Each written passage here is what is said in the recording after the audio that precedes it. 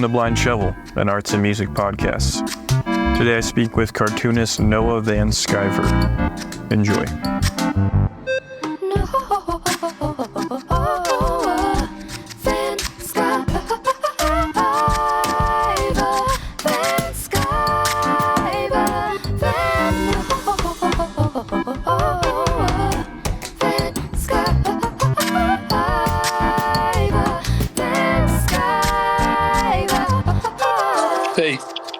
Hey, what's up? Not much. How are you? I'm good. You know, it's a wild day in New Jersey. Oh, yeah. Jersey. Beautiful day. Yeah. I haven't been back there in a while. You're born there, right? Yep. From Jersey. How long you lived there? I lived in Jersey until I was like 11 years old. And then I left and went out west. Interesting. What is your view of New Jersey?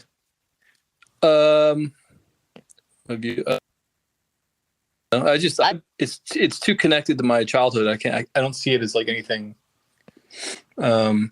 besides that. Like I don't have enough feelings about it. Like I spent the first decade of my life there, and then that's about all the reference I have for it. So I think it's fine.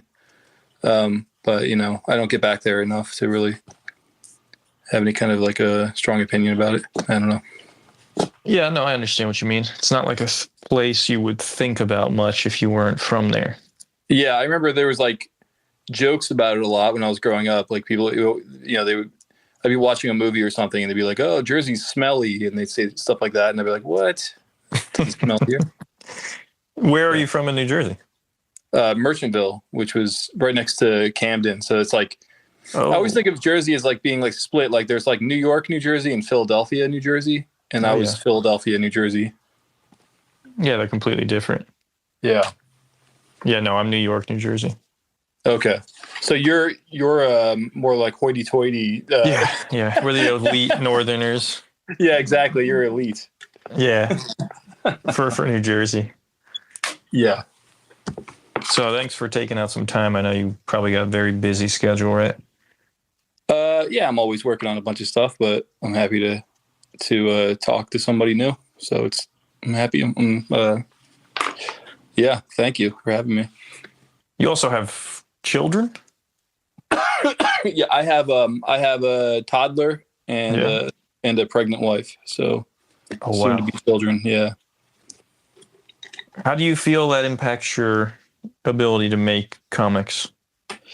Well, having the first child, it was definitely shocking because I was used to just like staying up all night and working and having all the time I needed. And then suddenly it was like I had like a small window of time. Like at first we had a nanny. So when my son was first born, I hardly ever worked. I wasn't able to draw for the first few months. And then we got a nanny, and then I was able to work a few hours a day. And then as soon as he got into daycare after being a year old at like 1, that was it. Then I was like able to really return. I had more of a solid block of time to work again. But I take my time very seriously now in a way that I didn't really think about it. Like it was just kind of free with like, well, I'll wake up at 8:00 and I'll start drawing. And whenever I finish, I'll finish up. And now I'm like, you know, I have this amount of time that I can get something done, and I better get it done because I don't know if we're all going to be sick next week, you know? Right. So yeah. I mean, do you have any kids? No, I have a stepdaughter who's like 6. Okay. But it's definitely something I'm interested in. I'm from a large family that is a good family too. So like I have a positive orientation towards family. But as an artist and going to art school and just being around other artists, it's definitely not a conversation most people are having. No. And so I always find it very interesting.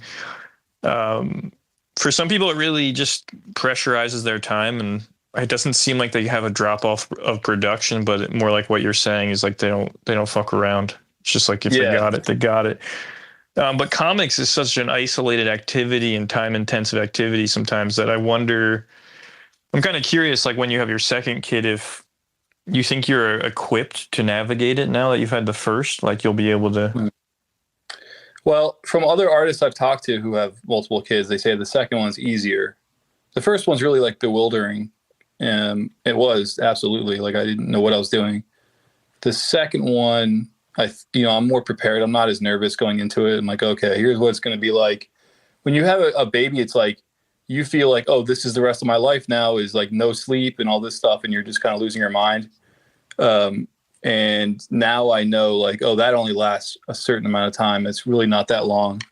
So I have more of a perspective on what it is to raise a baby now than I did. So I don't know how that's going to impact my work having 2 kids. I think it's going to slow me down a lot more, but maybe I need to be slowed down a lot more. So, yeah. Did you think you would have children when you were 20? No, not at all. Like no cartoonists have kids really. I mean, so few have families at all. So, I was just thinking like, oh, I'm just going to dedicate myself to being a cartoonist and making graphic novels and all that kind of stuff the rest of my life. And I'll just be living alone in an apartment somewhere like everybody else that I know. And I guess that's just what I'm going to do. Like and so it was really like a kind of a surprising gift when my wife got pregnant, and it was like, oh, like I wasn't expecting it. But I think it saved me in a lot of ways becoming a father, and I think it was really good for me. So it wasn't a conscious decision to like. No, I mean, not gotcha. really. Yeah, you have that kind of when I met my wife, we were both just like not into it. Like I think we were both kind of decided like we weren't going to have kids. But that changes with age. Sure. Yeah. I don't know. Do you feel that? At least the feeling I had, I haven't made nearly as much work as you, but that I felt kind of, I thought I would have an inexhaustible well of inspiration and ideas just from drawing in and of itself. And then I just found in my late 20s, I was like, this isn't actually that interesting to me right now. And I felt that I needed to go live an actual life and then eventually bring that back to drawing. But I couldn't figure out a way to be sustaining that in isolation, I guess. Yeah. So what's the question? Yeah. Did you feel that way or no? This is just, it happened. Like you could contently just make books until you were 90 years old. Oh yeah. Oh, I think I can. I have like, in my head right now, I have like a list of like 5 other books that I want to get done. Things just keep popping up. I mean, I just keep getting inspired by stuff, but I think now I'm like, what's happening is I'm like, yeah, but who wants that besides me? Like who wants that book except for me? Yeah. I'm working on like the new issue of this comic BLAMMO that I do.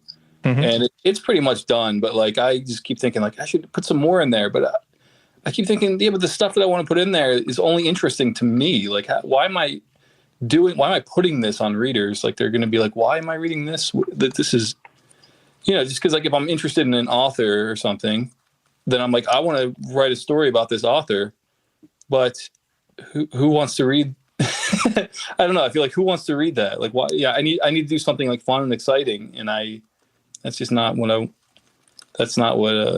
is fun and exciting to me. But so you're becoming more aware of of an audience in a way that I wasn't. Like I want to bring people in. I don't want to keep pushing them away with like my esoteric interests and stuff, Is that a shift that occurs from having a child, you think? Like some kind of expanded ego thing? It's more like, I think financially things come, it suddenly like you do need, if you're going to do this, what you do needs to bring in some money because you have people that are depending on you. So you start reflecting on it, and it doesn't mean that I'm thinking of ideas that would bring in money necessarily. Like that's not the main priority, but I'm just saying no to ideas I have that wouldn't bring in any money. Yeah, it isn't clear to me that if, like, I'm pretty cynical, or was, especially about seeking money or connection with a mass audience. But it isn't clear that isn't just a reflection of what's the most fundamental human, I don't know how to word it. Like if something sells a lot, it might just be that it's actually appealing. Right. And if it doesn't, it might just be bad or unappealing. It doesn't. There's like no inverse property to suggest that the more esoteric it gets and the more niche it gets, the better it is. Yeah, well, that's true. I mean, I've never had any ideas that I thought like that's going to be something that I need to do because people are going to, be really interested in that or something. Like I just can't think like that. Like I'm kind of doomed in that way. I only think about, what my current muses are, and then I follow those. Right. Yeah. Is the last book the major book you put out, the Joseph Smith one? Yeah. Well, that's a good example of all this. Yeah. It's, I was just doing that to scratch a personal itch that I had. And that's all. And I wasn't thinking there was going to be any kind of audience for that necessarily, because like there is the diagram of like people that are interested in religion and the people that are interested in comics. Those two like circles, whatever that thing is called. What is it? Venn diagram? Yeah, those things do not meet. So I did that book and it did okay. It did. As far as like my books go, I think it sold up there, probably around the same as like Fonte Bukowski sold, but it wasn't like some kind of breakout hit, or anything. And so I don't know. I just feel like but I put so much time and effort into that book, only for myself and not, I mean, I could have done something else that I thought I could have done like a werewolf graphic novel or a vampire or whatever people are into. And then what were you trying to figure out in that book? Personally, I was trying to learn about the religion that I'd been raised in and that I walked away from, or that I was pulled out of by my mother.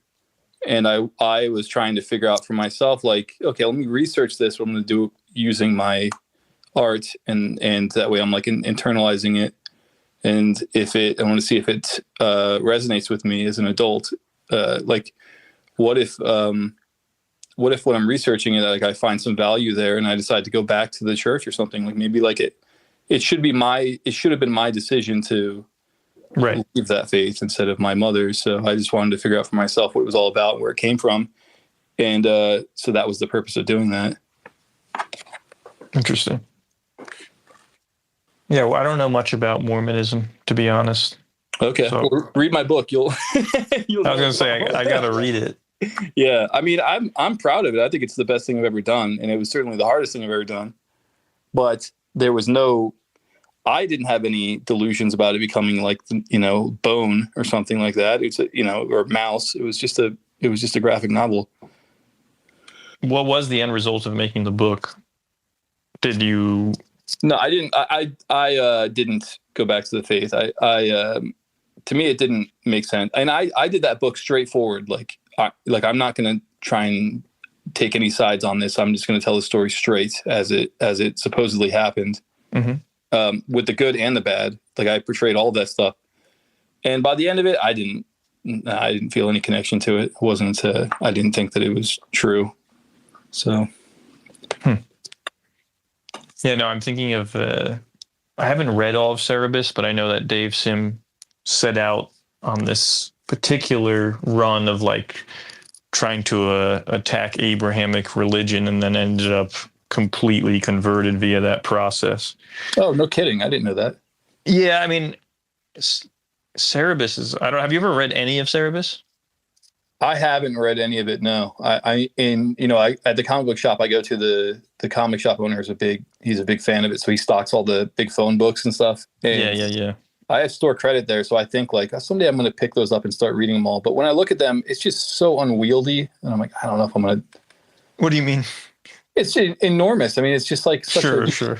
It's huge. Yeah. It would take over a whole, that would be like, I'm going to study the Bible or something that like, it would take over your life reading all that stuff. Yeah.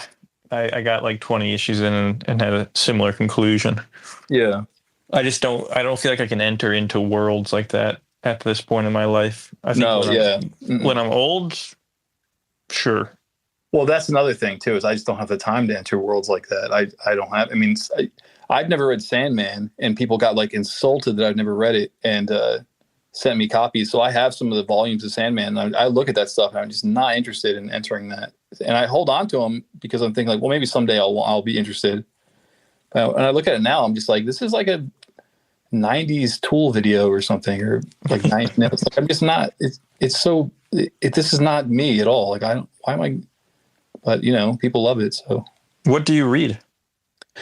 All sorts of stuff. I mean, like comics history, like a lot of like old comic strips. Let's see, what's the last thing I just read? I just read Chris Oliveros's book, which was called "Are You Willing to Die for the Cause?" And I have John Severin's Westerns, the American Eagle collection that Fantagraphics published. And let me see. I've actually been reading a lot of comics, but for some reason now they're escaping me. Oh yeah, I read Simon and Kirby's collection of horror comics that Titan published. So you're reading comics. Interesting. Yeah, I just read. I mean, just whatever happens to be.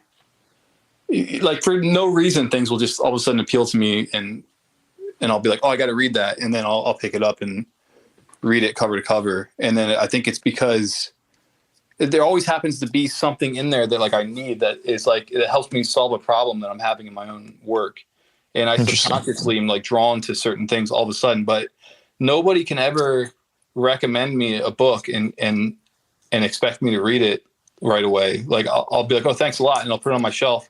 But I might not get to it for 3 years when all of a sudden I see it and I recognize it or something. I just I understand. Yeah.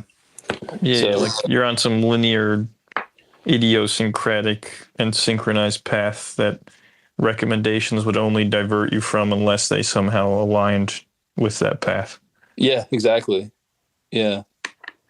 That's a very divine kind of principle, I think. It must be. I don't know. It's weird too. It's like when I'm writing my own comics, I can't really sit and think and solve a problem in my story that I'm working on. It's like I can, but it's like I almost always, whatever conclusion or whatever solutions I come up with aren't what's going to work best. What happens is like as soon as I put the pencil to the paper, that's when all of a sudden things are solved and resolved and everything. And I don't know why that is. It's like I can't. It's like I'm thinking through my pencil more than through my head. I can't just sit there in bed at night and be like, okay, let's see. So, this person says this, but why do they say that? Or I need them to get to this point, but how do I get them there that seems realistic or whatever?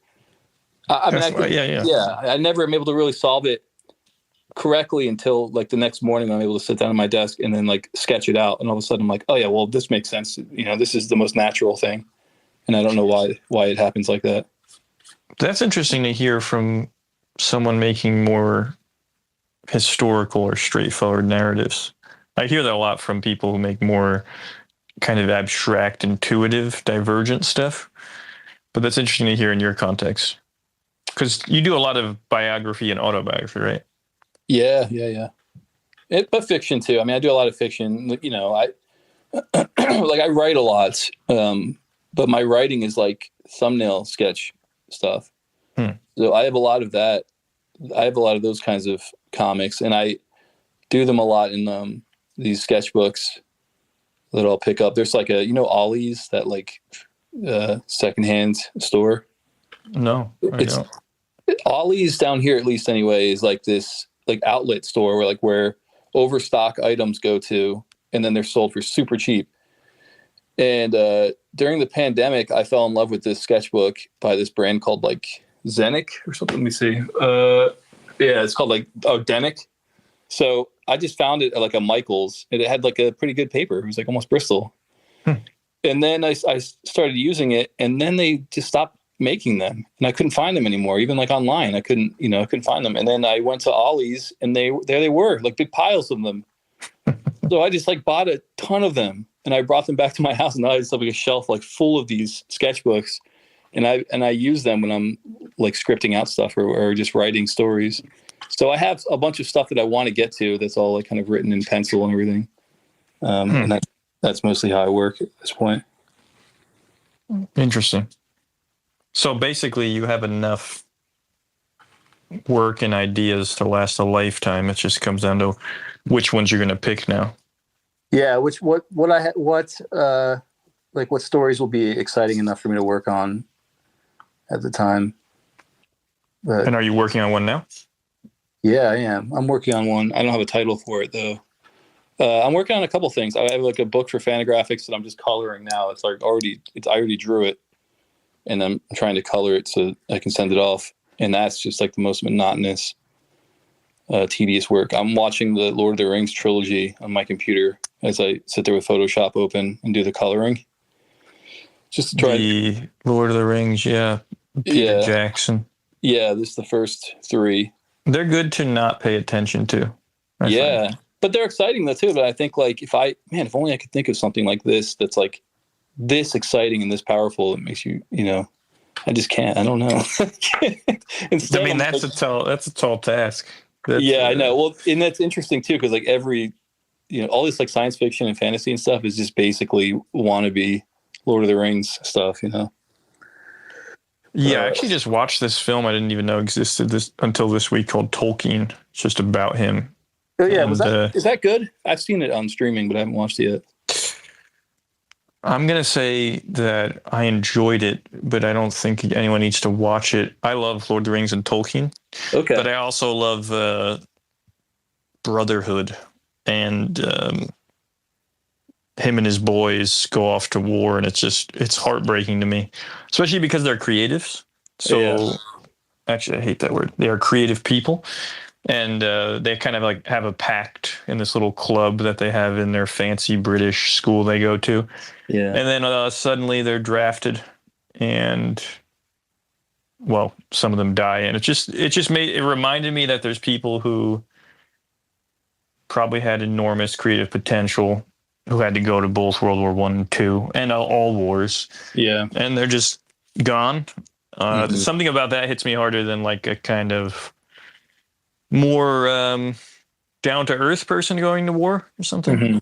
So, all those guys, like all your favorite comic artists from, the 60s and 70s and stuff, they all were like in the army and stuff. It's weird to think about, but it's like those, all the Dan Lee and, all those guys, Will Elder and Harvey Kurtzman and stuff, they were all served. And then you read about the underground cartoonists, and they were all draft dodgers. Right. None of them went. Yeah. It does say something. Yes. I think that's why, even the idea of having kids, it's like in modernity we have this illusion of control most of the time. Some people aren't afforded it, but where they can kind of plan their life out, loosely speaking, and they can execute it till they die. Then you're reminded of these artists of the past, and it's like they didn't have a choice about going to war, catching tuberculosis, and like not being able to do anything for 5 years or some ridiculous stuff like that. And they still made work, paintings. Mm-hmm. And that's like far more torturous than having a child, I would say. Yeah. Which I'm like, I don't know. Whenever I'm thinking about this option, I look up people who've maybe Mobius or something had 4 kids. Oh, I didn't even know that. Wow. Yeah. Now I don't really count Miyazaki having 2 kids because I don't know how much he was actually doing that. Yeah. Well, how much was Mobius doing? Was he a good father, you think? I have no idea. Or like Jodorowsky. I mean, he seems like a great father. You think so? I wonder. I don't know. His son is in his films. I guess I'm being a little too simplistic with that. But at the very least, they're engaging with reality and life in that way. And I don't know. I'm fascinated to see how that will influence your work over time. Like, do you have any direct impulse to make work for your child, like a kid's book or something like that? No, not really. I don't have any ideas for one. I'd rather just keep doing the stuff that I'm doing, and then when he's old enough, if he's interested in reading any of it, he can. But I don't even think he'd be interested. I don't know. Like, will that generation of people even be interested in comics at all? Like, it's so distant. Do you mean because they'll be in like virtual worlds? And yeah, it's just I think things are changing so much, and with AI and everything like that, it's like I don't even know. Just everything seems so. It's way more futuristic than I would have been able to imagine when I was a teenager. It is and it isn't, because like if you look at like something like Blade Runner, I forget what year I think it's supposed to be 2020, but it's like we didn't reach the flying cars, but we have other technologies that are kind of wild, more invisible in some ways. Well, I remember the idea of having like a screen on a watch or something, like in Dick Tracy, was unbelievable. Like you could not imagine that. And now it's like, that's like something your cell phone does, but it's like one of the dumbest things it does. Like, and the fact that we even call it a phone when that's the dumbest thing that it does is like, yeah, exactly. Funny. But I wouldn't have been able to really imagine something like that. Like that would have seemed like a fantasy or something, that like what a phone is, it has everything you could ever possibly need to know on it. And you're just carrying it around your pocket. Yeah, it's insane. Then I come back to it as a flashlight quite often. It's very useful. Yeah, that's true. I do that too in the attic. I have to get up there. Yeah. Yeah, the rapid speed at which I feel old is actually quite fascinating, as I'm 35 and I'm like, oh yeah, I can't imagine. I'm going to feel like I'm 200 if I make it to 80, I think, in respect to my curmudgeonly judgment of the speed at which things are changing. I don't think I'll be graceful. I thought I would be, but I don't know. I'm very into humanity, and I'm pretty sure that's slowly going to be pushed out and replaced by some other type of, I don't know if I would call it a value, but it's going to be wild. That all kind of goes back to what I'm saying. It's like, I feel like I'm not caught up to speed with the way that culture and everything in the world is changing and stuff. Like I'm in my own bubble, and that's what my work is all about, is like the stuff within my own little bubble, because it's like safe and secure in the little world that I have. My world's pretty small, really. So it doesn't, I don't think I'd ever be able to create work that would speak to like a lot of people, because it just doesn't, it's just not of that world that everybody else is in. Like I'm not into it. Like I just don't want to be into it. Like I don't know anything about video games. I don't know anything. I don't have a TikTok. Like I'm not interested in that. I don't even want to do social media. Like the only reason I have any social media at all is because I'm a cartoonist. But if I wasn't, I wouldn't have any of that stuff. You do have a YouTube, right? I have a YouTube, yeah, and that was just to host like conversations, or just to talk to people directly who read my work, and that was an important thing to do. But yeah, that's like impossible to keep that up. Yeah, that's a real. Yeah, you interview people. I actually came across it this year, I think. Okay. And I was immediately fascinated by that. I don't know, because again, there's kind of like a trope of artists not wanting to be in conversation or out there. So yeah. And sometimes I reach out to artists and that's just their answer. They're not interested in that part of life. Yeah. So when I saw you interviewing a bunch of people, I was like, I'm kind of interested in what that motive is, or is it just a way to stay connected as you get older and more detached physically from a certain scene? That's kind of how I feel about the podcast sometimes. Well, yeah, that's part of it. I mean, I think as I get older, I am detaching from like the comic book scene, but I wanted to do it more like as a way of like keeping like a record. Like a lot of the people that I talked to, I just wasn't seeing anything from them, on like YouTube or anything like that. Like there's tons of representation for like mainstream comics on YouTube, but there's not really a whole lot for like independent or like alternative comics. And I felt like, well, I could do that. I could talk to these people and make videos out of whatever they're doing or I'm doing or whatever. And then we're like represented in that way, and that stuff exists like that. Yeah. So that was the whole reason for doing that stuff. That makes sense. I think the idea, the easier it is to sustain. Yeah, like let me get I have one that was just a conversation with the cartoonist about the career of Karl Barks or something. Is it's like let's just have that here. Let's just have that so it exists. So in case anybody wants to know about it, and there are other I just would find some like older academic person, whatever, who knows something like, we did one on Doug Wright, the Canadian cartoonist. And it's just to just put that stuff out there. So if anybody is looking for it, it's there. That's all. When you were younger, were you heavily involved in conventions and the scene? Was that part of your social life? No, I never went to like conventions or anything. I just read comics, but that was never. I wasn't like a part of like any kind of fandom, like organized fandom or anything like that. Like I read comics just kind of casually, and then like I got into skateboarding as a teenager, and then that kind of took over my interest. Where'd that go? You still skate? No, because now I'm 40 years old. I don't. I still have my skateboard, and I push around a lot and stuff, but I don't bother doing tricks or anything anymore. No, yeah, that makes sense.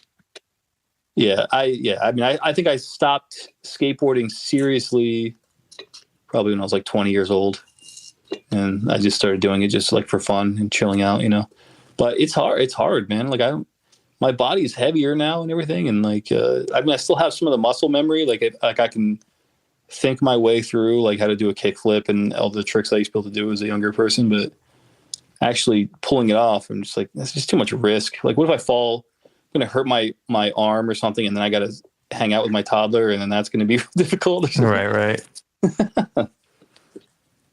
But I love it still. I still watch like skate videos and stuff on YouTube. So how did you transition from that interest to comics? Well, I was like 19 or something, and I realized that I didn't have any kind of goals for my future or anything. Like I had no interests really that I felt like I could make a career out of.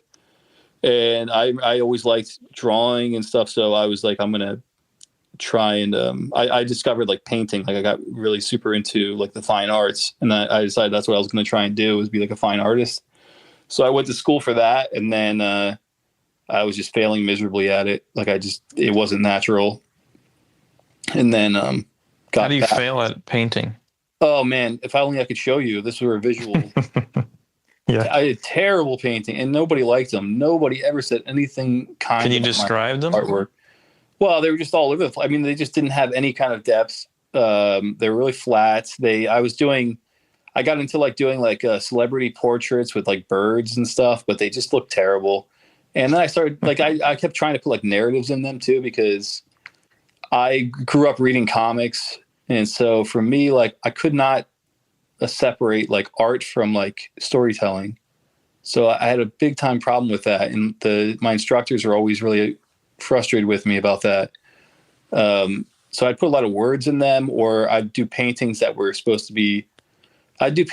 like telling a story in a way or something, but they were just terrible because I couldn't draw really either. And I still can't draw, but I especially could not draw.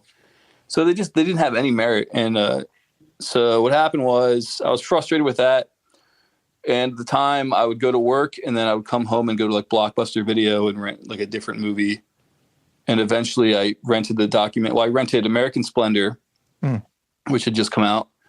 And then I rented The Crumb, the documentary, which I didn't know anything about. And those two movies like blew my mind. Like I didn't know that was like a whole world that existed, that comics could be like that. So that really shifted. I suddenly was like, I don't want to do paintings anymore. I want to do comics. Like I'm going to try and do comics, but take them seriously. And I was probably 21 or something at that point. And that was it. Like I just started trying to take it very seriously and draw stories that would be that could be printed. So I just started like submitting them to everybody through the mail back then, and had like a very little success. But yeah, I remember even the first story I did where I was like, I'm just going to try and I'm going to draw a comic. I did this like 4-page comic called Pep the Dog Goes on a Date. And it was, and I surprised myself because it was a 3-act structure. I mean, I didn't have any training in storytelling or anything, but I'd somehow subconsciously like taken in how to tell a story from just like watching TV and reading comics or something. So like I intuitively just drew a story. And I was surprised that I could do that. And I think that thrill has kind of kept up with me. And I think that was the beginning of it. I just haven't stopped yet. Still drawing. So you slipped into it quite naturally. Yeah, it just felt more natural in a way that like trying to be like a fine artist just was not. I mean, it didn't feel natural. So I think I just kind of fell back into where I should have been the entire time, and I regret that in my teen years I wasn't paying enough attention to drawing. You know, I stopped drawing for those years, and I really regret that. I wish that I'd been doing that instead of skateboarding all the time. Yeah, it's hard to control that. Yeah. You just kind of piss away time as a teenager. Yeah. And you want to, it's a social thing too, like going out skateboarding and stuff. You have all your buddies. But I just didn't take it seriously. Like I always would think of myself as somebody who could draw, but I couldn't really. And I remember going into like a drawing class thinking on the first day, like, oh, people are going to be impressed by me. They're going to think like, why is he in drawing 1? He should be drawing 2 or 3. And I got there and I realized like, oh shit, like I don't know how to draw at all. Everybody's really good and I suck. It was really humbling. Did you, upon finding out this connection, did you immediately develop a goal, or was it more pure and you were just like trying to make as much as you could? Well, my goal was to be an underground cartoonist because I had gotten somebody let me borrow a book called Rebel Visions, which was like the history of underground comics that Fantagraphics had published. So reading that, I was like, this is what I want to do. Like, I want to be one of these guys. I want to do these comics that are just complete freedom. And so I even would call myself an underground cartoonist, and I would publish my own little mini comics, like a photocopier. And then I would go around Denver and give them away. Like I wasn't trying to sell them. I would like leave them in stacks in record stores and like used clothing stores, anywhere that like I thought like hipsters would be hanging out. Mm-hmm. And there's like a street mall in Denver called 16th Street Mall. And I would go there because I had heard that Robert Crumb was selling Zap #1 out of like a baby carriage when he first published it. So I would go there with my little messenger bag and try and hand out copies of my mini comics to people that I thought looked cool and stuff. And then I would go down to the newspaper there called The Westward, which was like their alternative weekly, and give them the newest comic. And I was pretty prolific right away. And eventually I gained like a reputation in the city. And then I was getting opportunities, like I was drawing band flyers and things like that. And then the newspaper hired me to do a weekly comic strip. And I just kept doing that until I moved away from Denver like 7 years later. Nice.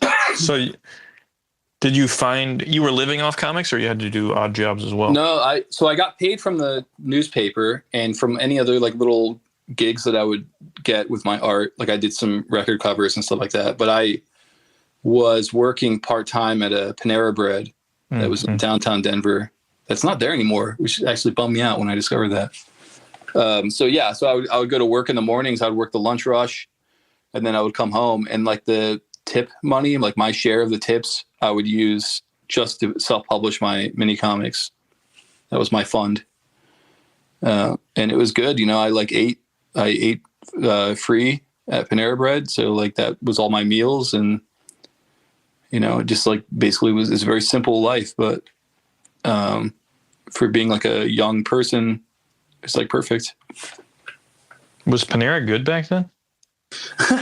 Yeah, it's real bad. I still like Panera Bread, you know. Yeah, and I know all the secrets and stuff, but I still think it's good. The secrets. Maybe that's why you like it. Yeah, it's not like disgusting. There's nothing disgusting going on behind the scenes there. It's just it's good. You know, they got all sorts of options, and you know, they took pretty good care of me when I worked there, so I had a great time.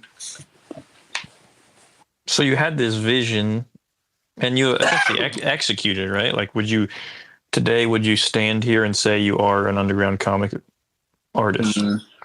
No, I think underground comic art, I mean, that the whole phrase, like underground cartoonist or whatever, that's like a antiquated, I mean, that means that defines like a certain generation of people. Mm-hmm. I just thought it sounded cool, and I wanted to be like them. I wouldn't call myself that. I think I'm just like an alternative cartoonist, graphic novelist, illustrator to my wife's parents and friends. Yeah, that makes sense. You got to translate each thing down. Yeah. But you did it, right? Yeah, that's right. Well, it's not that hard. I mean, I mean, I don't know. Yeah, it's a good question. Is it hard? What's interesting about comics is, and I don't know if this is part of the answer, but what I thought was really cool is there was kind of this low ceiling to everything where if you worked hard enough and you were dedicated enough, you could meet people you were influenced by pretty quickly. Yeah. And I don't know if that's true for a lot of fields.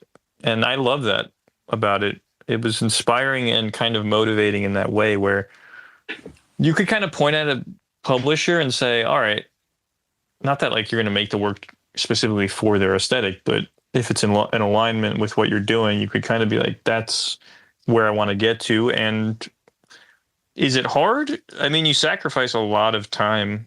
Yeah, you do. And you need to be focused. And I've seen many people fail at it, and there's nothing quite like failing at that because it's pretty pathetic to fail at, but only because there's no utility to society in the end. I think a failed artist is like one of the worst. It might be better to be a criminal. At least there's something going on there.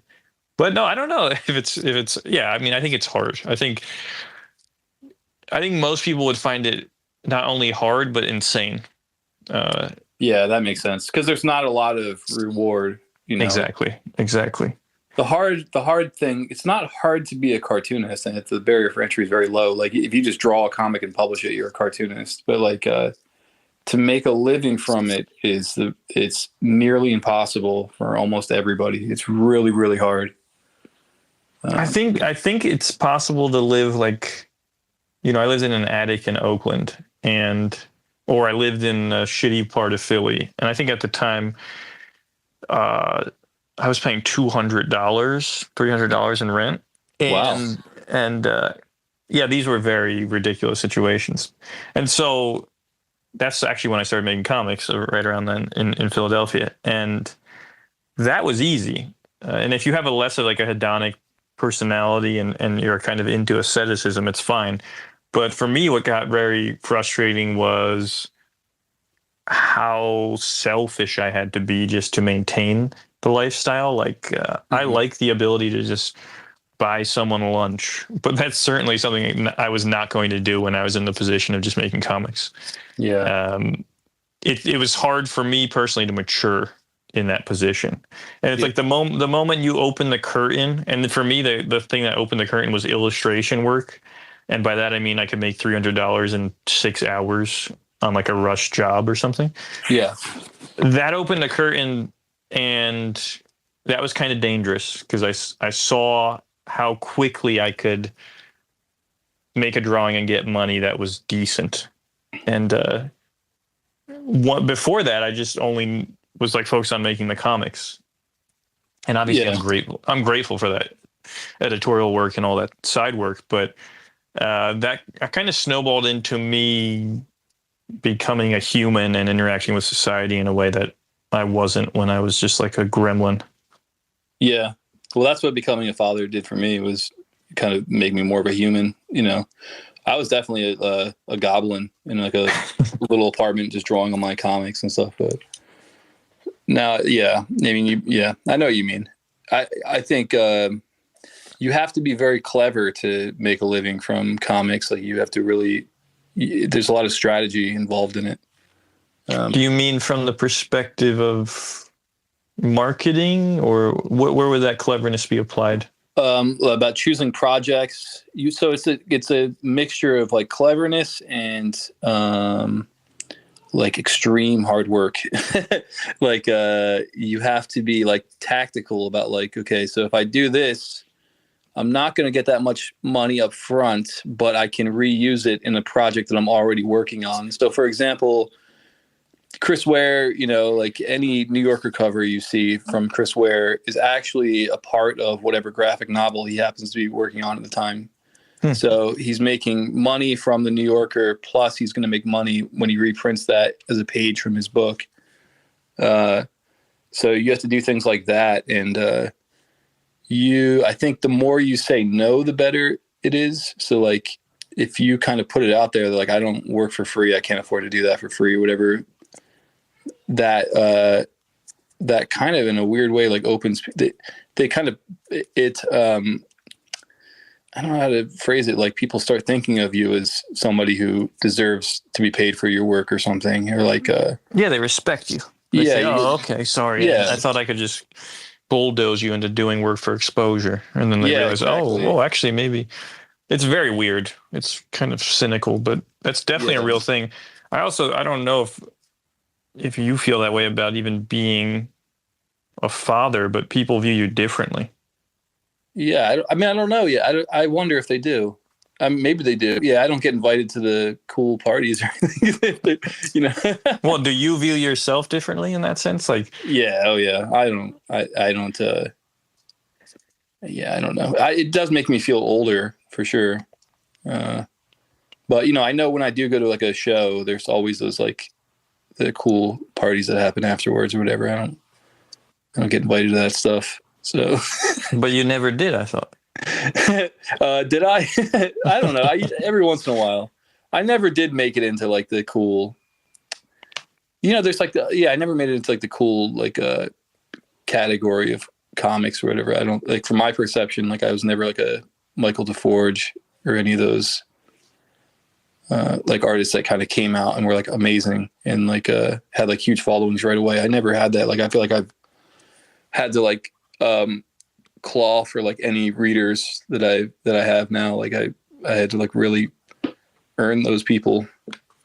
Well, I think it's style. It's a style thing. Your work is like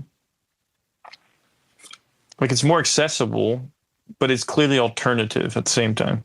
Yeah, which I find interesting, the way it plays between the two. Yeah, but also there's even the way you color. Demands a certain kind of respect in like a tasteful way, I would say. Oh, that's nice to hear. Thank you. Is it watercolor or digital watercolor? No, I do real watercolor, but I don't do that anymore. Now I'm always experimenting with coloring. Like I like finding a new way of doing it for every project. So the thing that I'm coloring right now has its own separate colors, technique that I haven't used before. And, yeah. What is your relationship to the computer? It's mostly just for production work. I don't do any drawing on the computer, and a lot of times I'll do like maybe 75% of the coloring on the computer. But I always try and make sure that my coloring has to somehow match the art that I'm coloring, So if the art is like really loose and sloppy, then I want the coloring to be the same, within reason. So that's like Fonte Bukowski is a mess, and that's just because it was like, I feel like it kind of needed to be. Like I have a whole philosophy about humor comics, that they should be kind of a mess if they want to be really funny. And so that's what Fonte Bukowski is all about. It's just really crappy, drawn in a sketchbook and colored really crappy, and it's just fast paced and goofy, Do you find that work more enjoyable? It depends on what mood I'm in.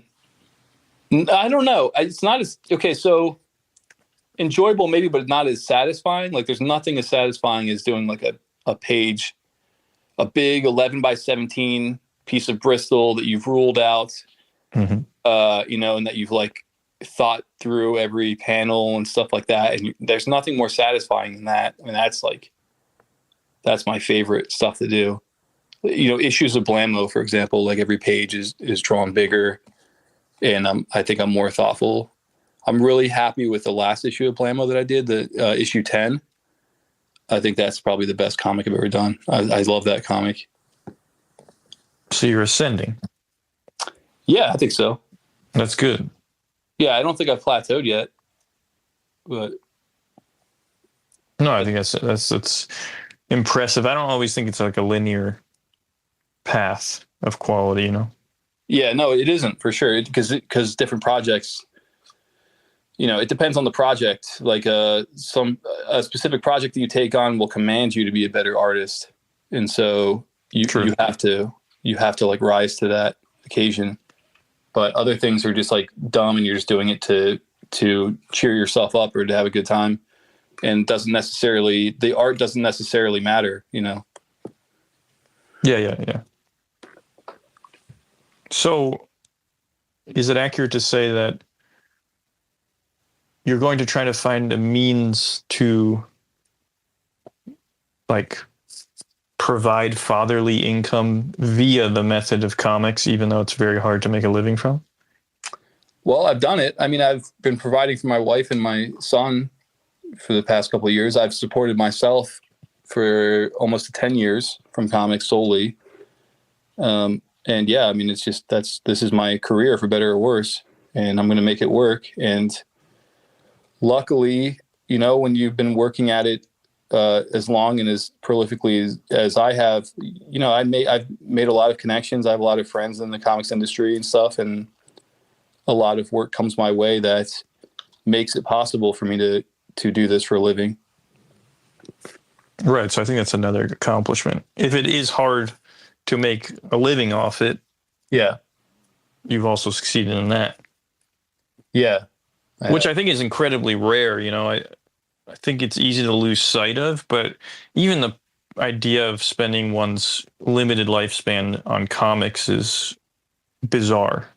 Yeah. And I don't even know what percentage of the entire globe is genuinely interested in artistic pursuits for their own merit, Yeah. I think it's incredibly small.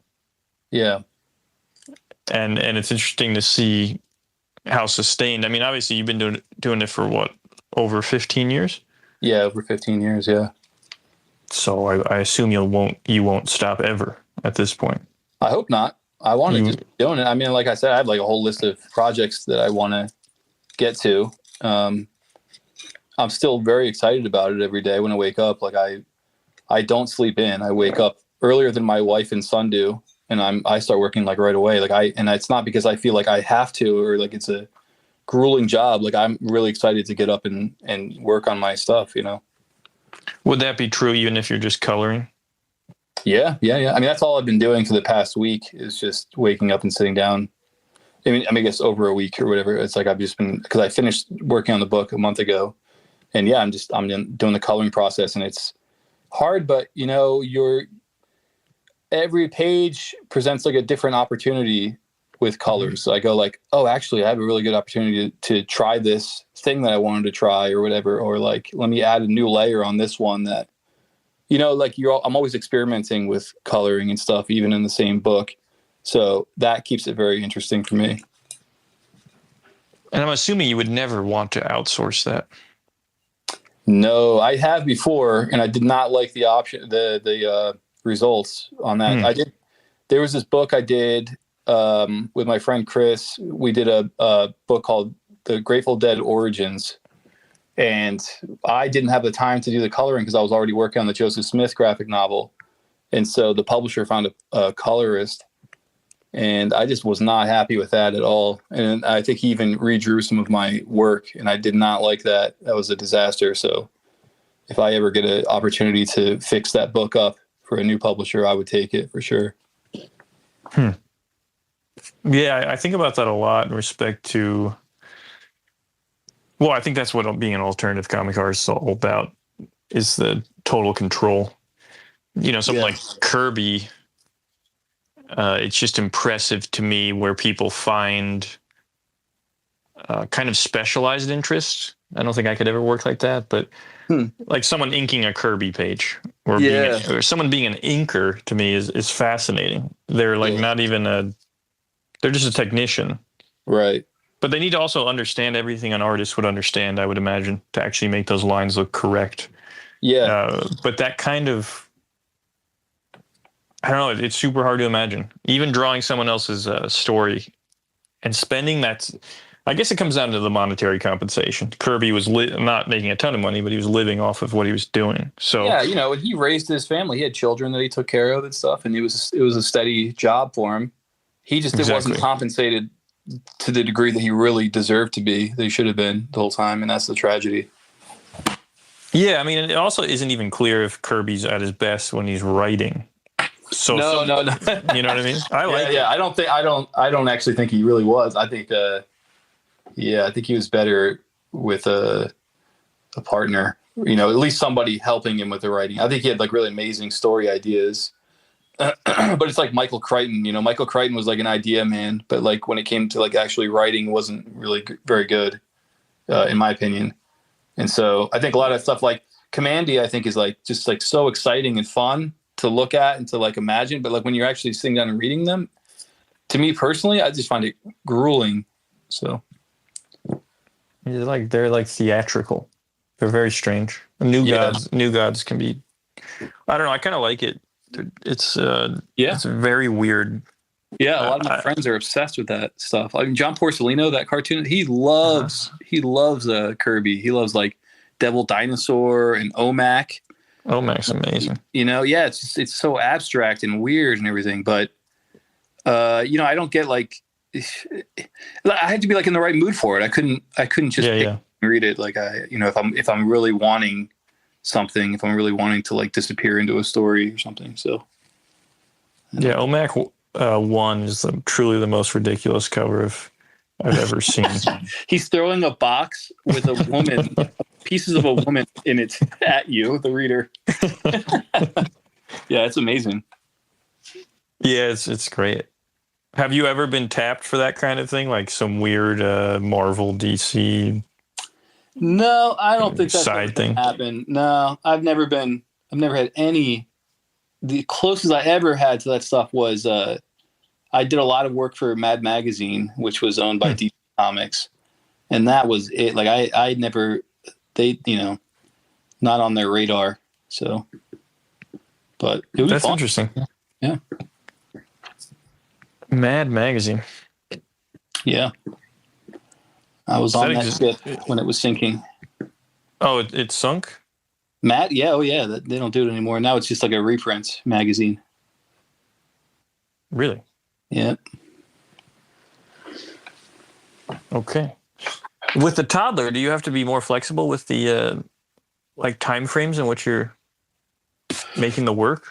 Yeah. Well, I feel like everybody that I work with is pretty understanding, but I've never missed a deadline in my entire career in comics. Like I always somehow pull it off, even when I think there's no way I'm going to be able to do it. So, but meaning like a book is due by this date. Yeah, a book is due on this day or whatever. And I'm like, oh Jesus, how am I going to possibly do that? Somehow it all comes together. So I think I've been pretty good at balancing like comics with a toddler so far, you know. Well, it sounds like, I mean, that's pretty rare what you just said, I think, especially in alternative comics. Someone actually meeting consistent deadlines. Well, I love this though, man. Like I love this work. Like I like to get up every day. I'm excited. Like my wife sleeps in and stuff. I can't do that. Like I want to get up and every day, like I go to sleep and there's new comic pages or whatever that exist that didn't exist when I woke up. And that's like, I love that so much. It's really fun. Would you say it's fun? Yeah, absolutely. See, that's interesting. I have asked artists about that a lot. If art making is fun for them, or comic making, you know. It's so great, man. And like I'll finish something, I'll do a page, and then I'll sneak back into my office in the middle of the night just to look at it again. Like, oh, there it is. Like, oh yeah, look at that. Like it's so cool, you know. I don't know. Do you think that's true for a lot of comic artists, or do you think that they're more like torturously called to the desk? I don't know. I hope they're not. That's. Do I want to read work from somebody who's like not enjoying it? I don't know. I would hate to hear which people feel that way.